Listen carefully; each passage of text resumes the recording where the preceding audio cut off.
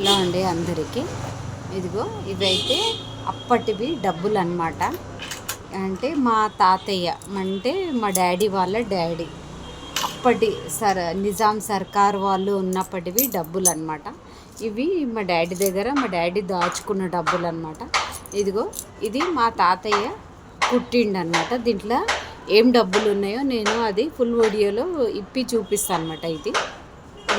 ఇది కట్ చేసి చూపిస్తాను. ఇదిగో చూడండి, కాయిన్స్, అప్పటివి కాయిన్స్ అన్నమాట. ఇవి బ్యాడత్ అంటారంట, అది ఏంటిదో సెంటులు అంటారంట.